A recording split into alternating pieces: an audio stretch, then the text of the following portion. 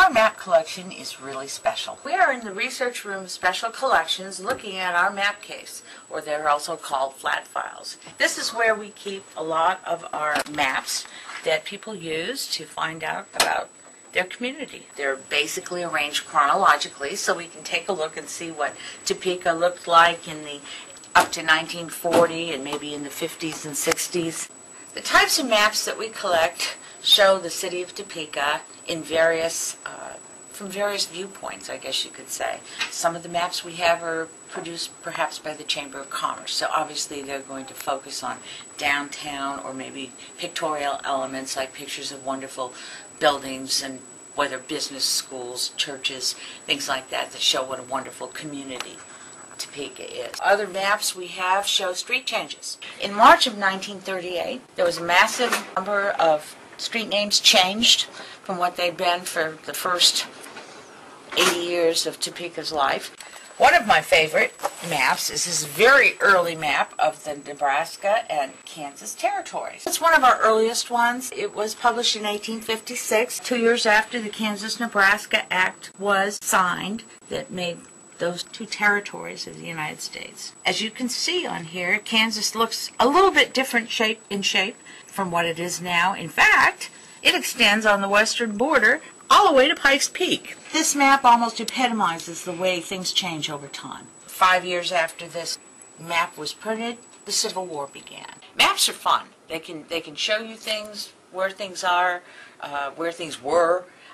Many people use them for art, and they framed. Many of the maps that I use on a daily basis are actually framed around the room. This wonderful map is a reproduction of an 1887 map done by Henry Worrell. There are no weeds in the grass. There are lots more trees, I'm sure, than we had in 1880. The Capitol is always shown to be completed, even though it was not completed until 1903. A lot of artistic license was taken. This is one of the wonderful little Topeka guidebooks that were published often in the 20s and 30s. All of the wonderful little information about local businesses and where schools were.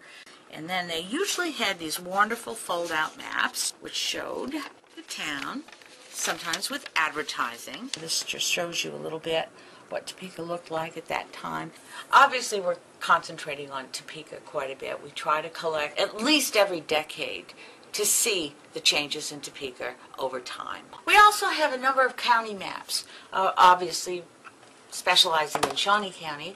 Shawnee County had 4 plat books or atlases of maps, and this is the 1898 one. It is wonderful because it has these great maps of Topeka, all the townships forming in Shawnee County. 1898 Shawnee County plat book shows schools and cemeteries where railroads were, where some of the old Indian reservations were. The Kansas River changed its course with every major flood, so you can see different changes in the Kansas River. We also have these maps available on microfilm. Many of them have been digitized, so they are very much available to people online. Even though there's a delay between the time you get the map the way you want it and it gets printed and published and it's out of date already, well, that's the case for almost anything today. What I like about maps is that they show you a particular point in time, whether it's a baseline for what happened in the past compared to what's going on in the present, or changes in the future.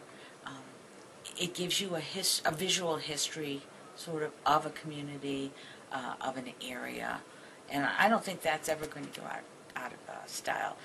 Computers and other instruments like that are a tool, and they're convenience, but there's sort of nothing like going through an old book of maps and paging through it. And a lot of people these days doing research are just as happy to be able to hold on to the real thing rather than looking at it on a computer screen. Our map collection in special collections at the Topeka and Shawnee County Public Library is special because we have lots of them. They cover different periods, different times. We can see where we've been, where we are, where we're going, and look at the growth of our community over time.